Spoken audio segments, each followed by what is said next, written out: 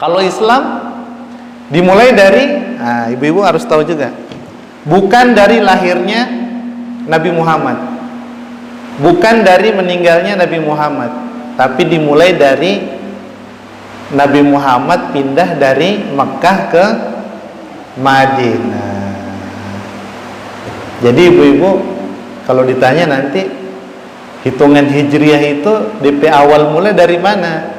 Dari berpindahnya Rasulullah dari kota Mekah ke kota Madinah. Itulah yang orang bilang dalam sejarah Islam, hijrahnya Nabi Muhammad dari kota Mekah ke kota Madinah. Hijrah DP tahun, DP nama hijriyah. Hijrah itu pindahnya Rasulullah dari Mekah ke kota Madinah.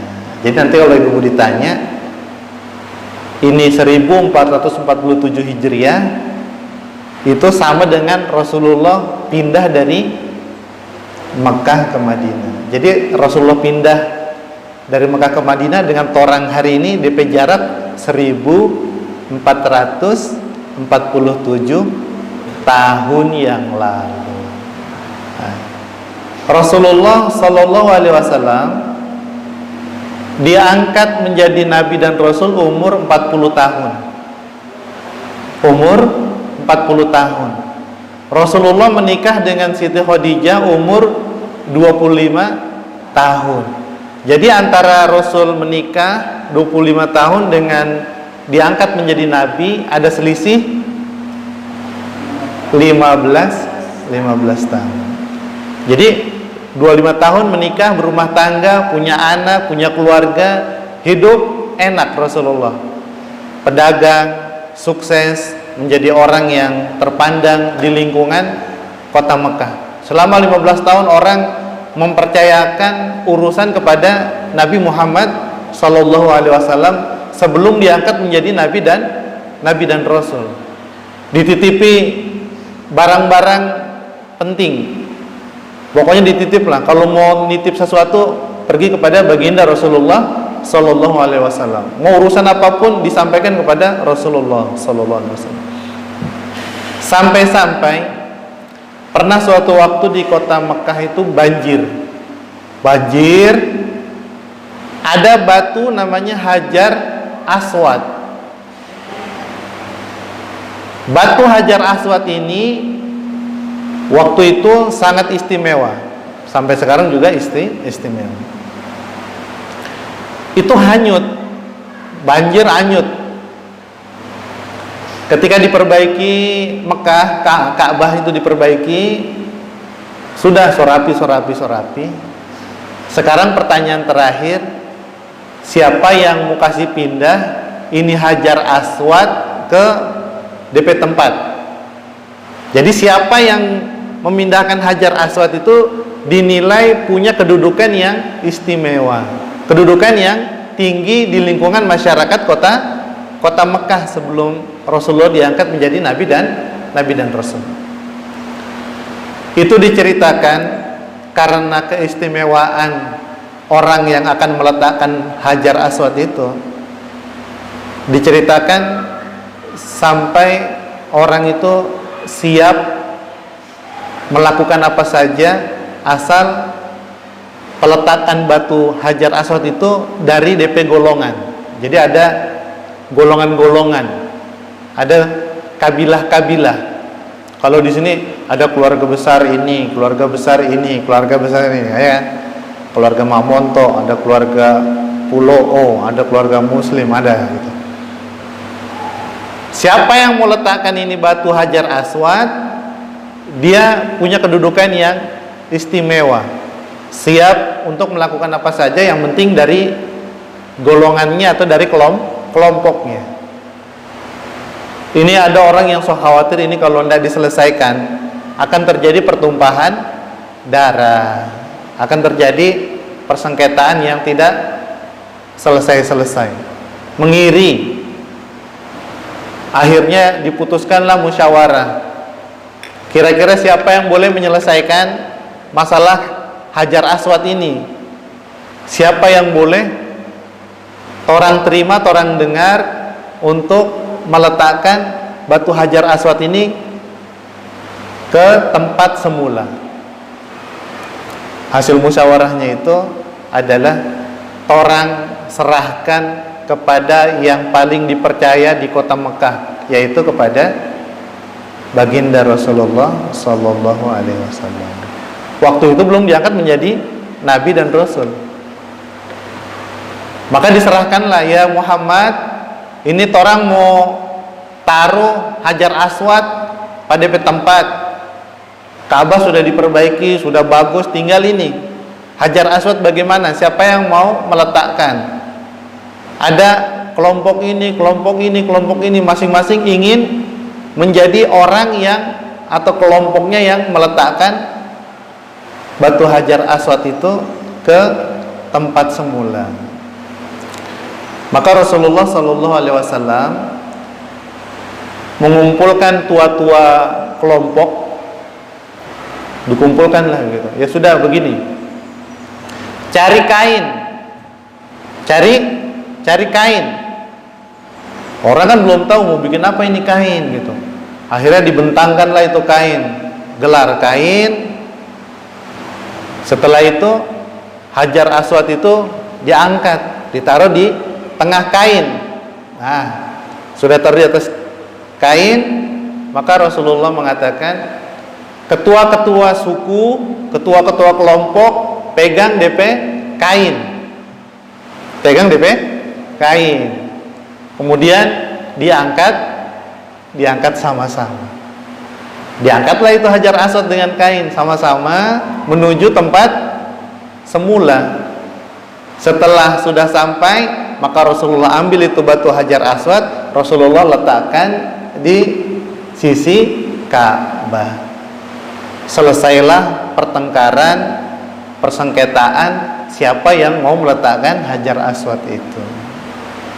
Jadi sebelum Rasulullah diangkat menjadi Nabi dan Rasul saja, Rasulullah sudah diberikan kepercayaan oleh masyarakat untuk bisa menyelesaikan masalah-masalah yang dihadapi oleh masyarakat.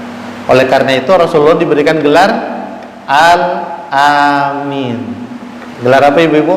Al-Amin, yaitu orang yang terpercaya. Sudah. Jadi 15 tahun itu tidak ada yang meragukan, tidak ada yang sanksi kalau Rasulullah itu orang yang baik, orang yang benar, orang yang bisa dipercaya. Selama 15 tahun. Sebelum diangkat menjadi Nabi dan Rasul, kira-kira umur 38, 39 gitu, 38, 39 tahun. Itu Rasulullah sering naik ke gunung, naik ke bukit, di Gua Hira, di Gua Hira. Dari Gua Hira itulah Rasulullah itu berpikir, merenung, kenapa masyarakat saya menyembah patung, kenapa masyarakat saya melakukan hal-hal yang tidak bisa diterima oleh akal sehat. Misalnya, ibu-ibu kalau orang punya zaman hari ini, punya anak laki-laki, punya anak perempuan sama saja. Tapi waktu itu buat orang-orang yang punya kedudukan tinggi di masyarakat, tokoh-tokoh masyarakat, kalau dia punya anak perempuan itu sesuatu yang memalukan dulu, sebelum Rasulullah diangkat menjadi Nabi dan Rasul. Maka salah satu adat, kalau ada lahir bayi perempuan, kemudian dia seorang tokoh, dia orang yang dianggap tinggi di masyarakat, lahir anaknya perempuan, maka dia malu. Maka tidak sedikit bayi-bayi perempuan yang dikubur ketika baru dilahirkan. Itu yang dinamakan apa? Jahiliyah. Jahiliyah adalah bodoh. Karena laki dan perempuan yang menentukan adalah Allah. Orang tidak kuasa untuk menentukan orang punya anak ini laki atau perempuan, tidak punya kuasa. Yang menentukan Allah Subhanahu wa taala. Orang hanya berdoa, tapi yang menentukan Allah Subhanahu wa taala. Di Gua Hiro itulah Rasulullah itu merenung, berpikir tentang kejahiliahan orang-orang Quraisy, orang-orang yang ada di kota Mekah. Berpikir, merenung begitu. Sampai tahun ketiga itu, setiap bulan Ramadan Rasulullah itu di Gua Hiro. Umur 40 barulah Rasulullah menerima wahyu yang pertama, yaitu surat Al-Alaq 1 sampai 5. Bunyinya bagaimana? Bunyinya Iqra bismi rabbikal ladzi khalaq. Khalaqal insana min 'alaq. Iqra wa rabbukal akram alladzi 'allama bil qalam 'allamal insana ma lam ya'lam. Ketika pertama kali menerima wahyu itu, Rasulullah itu ya kaget. Belum pernah melihat makhluk yang lain sama seperti makhluk pada umumnya. Bertemu dengan malaikat Jibril alaihi salam yang selama ini tidak pernah terbayangkan. Tiba-tiba malaikat Jibril perintahkan Iqra, baca. Kata Rasulullah, saya tidak bisa baca. Jadi Rasulullah ini adalah orang yang terpuji, tinggi, pintar, tapi Allah gariskan Rasulullah tidak bisa membaca, tidak bisa menulis. Apa rahasianya? Nanti di kemudian hari barulah diketahui rahasia mengapa Rasulullah tidak bisa membaca, tidak bisa menulis. Seandainya Rasulullah bisa membaca dan bisa menulis, maka orang-orang yang tidak senang dengan Islam akan mengatakan bahwa ajaran Muhammad adalah ajaran yang dia dapatkan dari membaca kitab-kitab sebelum Al-Quran. Maka kalau ada orang bilang Rasulullah Muhammad itu DP ajaran menyontek dari kitab-kitab sebelumnya, maka itu dibantah dengan alasan Rasulullah tidak bisa membaca, tidak bisa menulis. Jadi ketika Iqra, baca, maka Rasulullah mengatakan saya tidak bisa baca. Iqra, saya tidak bisa baca.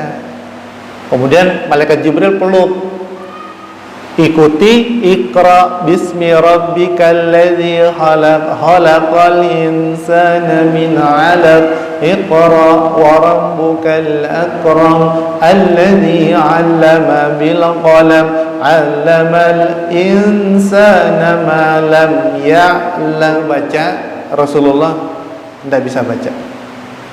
Iqra, baca. Itu Rasulullah pulang dari Gua Hiro itu takut gitu. Kata Rasulullah kepada istri beliau, selimuti saya gitu. Jadi keluar keringat dingin, takut. Selimuti. Nah, yang menenangkan adalah Siti Khadijah. Apa yang disampaikan Siti Khadijah? Siti Khadijah mengatakan Allah tidak mungkin mengganggu atau mengirimkan makhluknya untuk mengganggu kamu. Karena yang pertama, kamu orang yang suka menolong orang yang susah. Ada orang kelaparan, Rasulullah kasih makan. Ada orang kehausan, Rasulullah kasih minum. Siapa yang ada minta pertolongan, minta bantuan, Rasulullah ringan tangan kasih bantuan. Kata Siti Khadijah, tidak mungkin kamu diganggu orang, tidak mungkin kamu diganggu oleh makhluk yang jahat, karena kamu suka bantu. Yang kedua, kamu orang yang menghubungkan silaturahim, yang suka mengumpulkan orang-orang berbuat kebaikan. Ada orang bersengketa, Rasulullah damaikan. Ada orang bermusuhan, Rasulullah pertemukan, dijadikan baik kembali. Kata Siti Khadijah, jangan takut, itu bukan gangguan. Jadi Siti Khadijah menenangkan, memberikan motivasi, dukungan kepada Nabi Muhammad SAW. Siti Khadijah punya paman ahli kitab. Jadi paman daripada Siti Khadijah itu adalah ahli kitab. Maka diadukanlah ini pengalaman Rasulullah kepada paman daripada Siti Khadijah. Apa yang paman beliau sampaikan? Paman beliau bilang, jangan takut, itu adalah namus, malaikat yang dulu datang kepada Nabi Musa, kepada Nabi Isa. Namus yang memberikan wahyu Allah kepada orang yang dipilihnya. Jangan takut, jangan sedih, jangan khawatir. Itu bertanda suamimu adalah seorang nabi. Wah, kaget Siti Khadijah. Ternyata Rasulullah ini adalah seorang nabi. Maka mulai dari situlah Siti Khadijah memberikan seluruh apa yang dimiliki untuk membela, mendukung baginda Rasulullah Sallallahu Alaihi Wasallam. Dari orang kaya sampai kekayaannya itu diberikan kepada Rasulullah untuk berdakwah, untuk membela, menyebarkan agama Islam. 40 tahun Rasulullah di Mekah itu berdakwah 13 tahun. Ibu-ibu ingat ini. Dari Rasulullah diangkat menjadi Nabi dan Rasul umur 40 tambah 13 tahun. Selama 13 tahun itu Rasulullah itu mengajak masyarakat Mekah untuk beriman kepada Allah, masuk Islam. Inilah alasan kenapa Rasulullah pindah dari Mekah ke Madinah. Setelah Rasulullah diangkat menjadi Nabi dan Rasul, Rasulullah datang ke orang, Assalamualaikum, berimanlah kepada Allah, jangan lagi menyembah berhala, tinggalkan adat-adat jahiliyah. Setiap hari Rasulullah berdakwah, mengajak orang, ayo ikut saya beriman kepada Allah, tinggalkan berhala, tinggalkan adat-adat jahiliyah. Selama 13 tahun. Apa yang didapatkan Rasulullah? Yang pertama adalah fitnah. Apa yang pertama?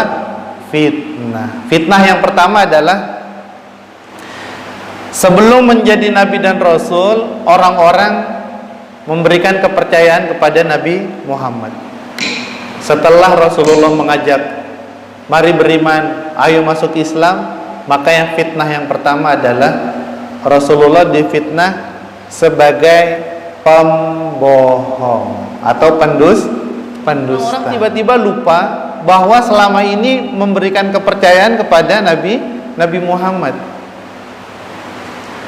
Ketika dikumpulkan, kata Abu Jahal, ya Muhammad, cuma untuk ini kamu mengumpulkan kami?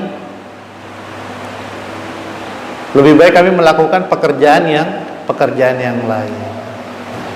Yang pertama difitnah. Yang kedua disakiti. Ibu-ibu kalau dengar kisah tentang Rasulullah dilempari, diludahi, dikasih kotoran, itu selama 13 tahun itu mendapatkan perlakuan-perlakuan yang tidak menyenangkan. Nah, yang membela adalah yang pertama istri beliau Siti Khadijah, yang kedua yang membela Rasulullah adalah paman beliau yaitu Abu Thalib. Nah, Abu Thalib. Jadi ada dua orang yang membela Rasulullah, paman beliau Abu Thalib dengan istri beliau Siti Khadijah. Selama 13 tahun itu Rasulullah berdakwah, disakiti, difitnah. Nggak siang, nggak malam, nggak pagi, nggak sore, selalu disakiti.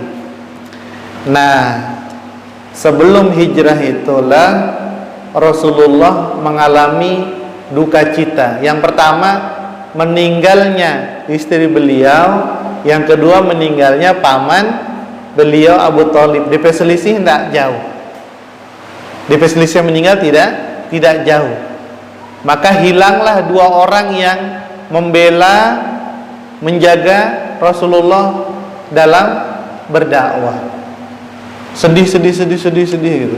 Rasulullah tuh ya, namanya juga manusia, ditinggal orang yang selama ini membela, sayang, sedih.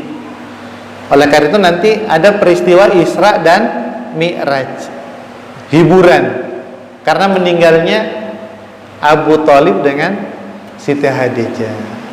Isra Mi'raj, bertemu dengan para nabi dan rasul, sholat di Masjidil Aqsa, kemudian ke Sidratul Muntaha. Setelah meninggalnya dua orang ini, usaha untuk menyakiti Rasulullah itu semakin tinggi. DP puncak adalah ketika orang-orang berkumpul, bagaimana cara menghentikan dakwah Muhammad, bagaimana DP cara ini. Ya udah, kata orang-orang bilang, orang kumpul, masing-masing keluarga besar kirim DP orang yang diutus untuk sama-sama membunuh Nabi Muhammad sallallahu alaihi wasallam. Sebelum hijrah sudah ada rencana. Puncak dari fitnah, kemudian melempari, menyakiti Rasulullah itu DP puncak adalah dorang bersepakat untuk membunuh Nabi Muhammad sallallahu alaihi wasallam. Kirim orang kumpul, orang bunuh Muhammad sama-sama. Kalau dibunuh sama-sama, keluarga besar Nabi Muhammad tidak bisa menuntut balas. Menuntut balas kepada siapa? Karena dilakukan oleh semua kelompok.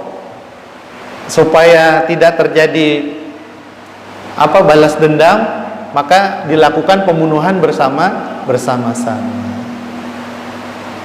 Maka sudahlah disepakati DP jam, DP hari, DP waktu. Torang pergi ke rumah Nabi Muhammad, torang bunuh sama-sama. Jadi ibu-ibu yang dirahmati Allah Subhanahu wa taala, perjuangan, pengorbanan yang dilakukan Rasulullah luar biasa. Semua kesusahan kehidupan sudah beliau rasakan, beliau dapati, sampai usaha pembunuhan kepada baginda Rasulullah sallallahu alaihi wasallam. Sebelum terjadi pengeroyokan itu, Rasulullah bilang, Ali, kamu tidur di tempat tidur saya dan Abu Bakar hijrah ke Madinah. Jadi begitu orang-orang Quraisy masuk ingin membunuh Nabi Muhammad, ternyata yang tidur di tempat tidur Nabi Muhammad adalah Ali bin Abi Thalib. Kaget orang-orang, wah bukan Muhammad ternyata Nabi Muhammad sudah keluar lebih dulu bersama sahabat Abu Bakar As-Siddiq radhiyallahu anhu. Jadi ibu-ibu, nanti kalau ditanya bagaimana itu kisah hijrah, itulah kisah hijrah. Rasulullah ingin berdakwah, mengajak orang, kemudian mendapatkan sambutan yang justru menyakiti, bahkan ingin membunuh Nabi Muhammad. Maka pindahlah Nabi Muhammad ke Madinah, di tempat yang baru Rasulullah disambut, diterima, dijadikan pemimpin di kota yang baru, yaitu kota Madinah. Nah, kemudian Rasulullah mengatakan tidak ada hijrah setelah terbukanya atau kembalinya kota Mekah. Pada akhirnya Mekah kembali menerima dakwah Rasulullah setelah Rasulullah berdakwah selama 23 tahun. Jadi 13 tahun berdakwah di Mekah, 10 tahun berdakwah di Madinah, 23 tahun semua. Pada akhirnya Mekah menerima dakwah Nabi Muhammad sallallahu alaihi wasallam. Setelah ada perang Badar, ada perang Uhud, ada perjanjian-perjanjian, maka pada akhirnya kota Mekah juga beriman mengikuti Nabi Muhammad sallallahu alaihi wasallam. Rasulullah mengatakan la hijrah ba'da fathu Mekah. Tidak ada hijrah setelah Mekah menerima agama Islam. Yang ada adalah hijrah dari yang buruk menjadi lebih baik. Nah, walaupun orang tidak pindah tempat, tapi orang pindah dari kebiasaan jahiliyah yang buruk menjadi kebiasaan yang baru terhadap nilai-nilai Islam yang lebih baik. Ini adalah sedikit kisah tentang mengapa dinamakan kalender Hijriyah, dari kata hijrah, dari kata pindah. Orang sudah tidak bisa pindah lagi dari Indonesia ke Madinah, tidak usah. Orang hanya ibadah umroh atau ibadah haji. Orang tetap orang Indonesia. Yang hijrah adalah diri kita yang hijrah dari tidak mengenal Allah menjadi mengenal Allah, dari tidak tahu agama menjadi tahu agama Islam. Ini yang penting.